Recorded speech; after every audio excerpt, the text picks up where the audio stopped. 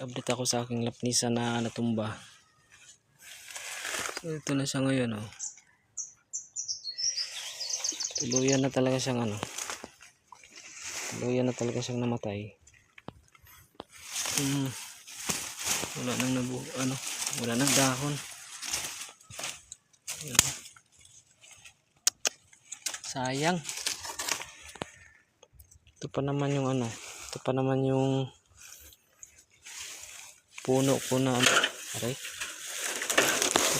puno ko na namunga. Nag-iisang puno na namunga. Lapnisan. Tapos tuluyan pa siyang namatay. Wala talagang dahon. Sayang. Yung mga niya dati na may mga dahon, oh. Wala.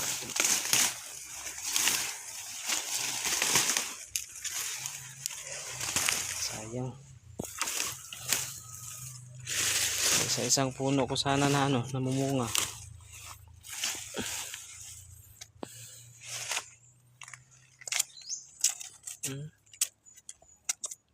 Wala na, bulok na. Bulok na yung kahoy.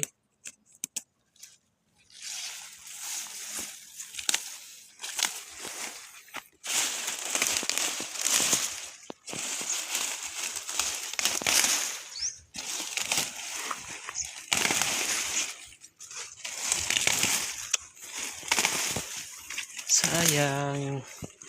Namunga na sana to.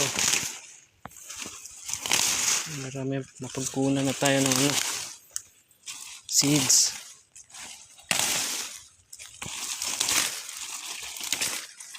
Wala nang pag-asa talaga to.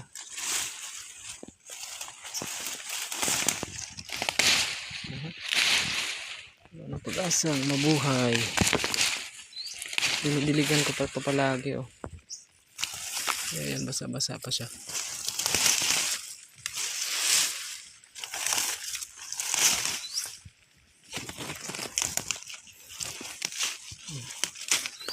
Wala na.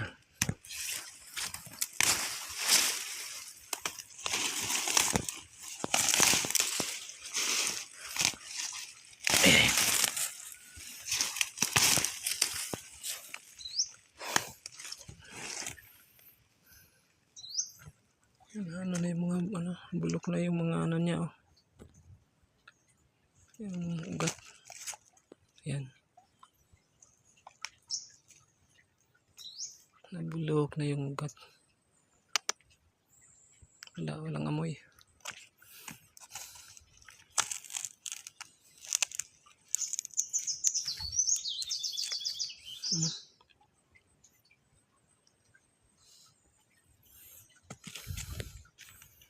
Sayang.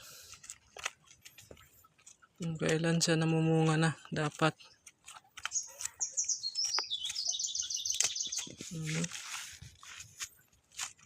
Laki na sana to.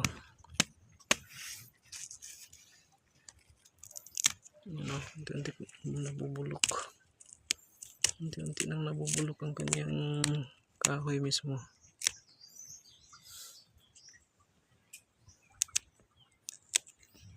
Pero maitim siya. Pero malambot.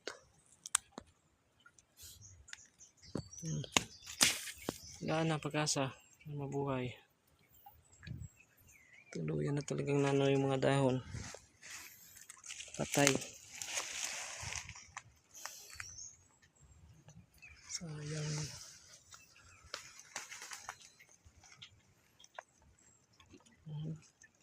Malaki na sana itong puno ito. So ito yung lagi kong binibidyo dati na may mga bulaklak. Tsaka may bunga na. Kuha na ako ng bunga nito. 2 piraso yata yun. Wala na.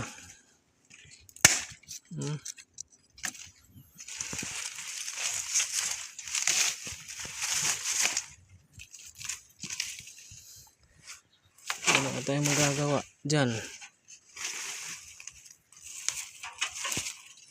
Wala na talagang dahon.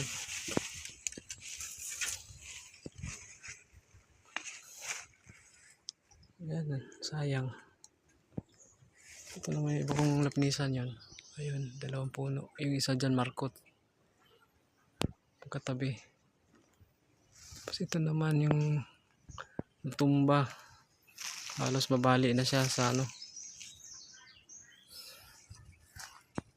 Yan.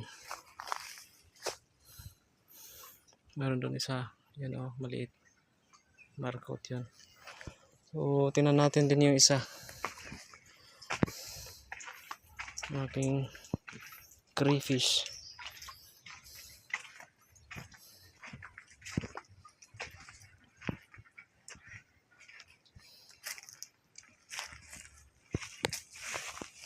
Ito naman yung isa oh.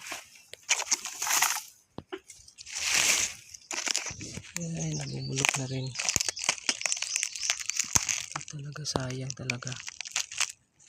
Dahil sa bagyo na yun. Wala rin ano.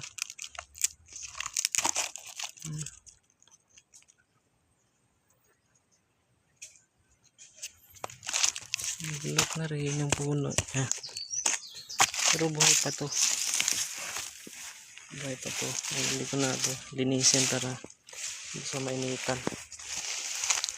Okay naman siya. Buhay na buhay na yan. Katulad ng isang puno na namatay talaga tuluyan. Tignan yung ano niya. Sanga. Yan. Sana ito. Patuloy itong mabubuhay.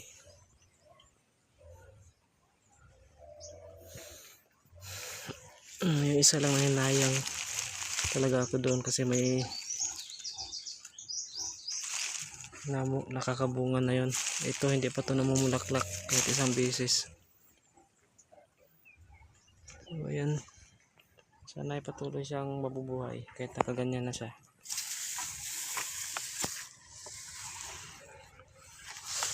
Bye bye, thank you.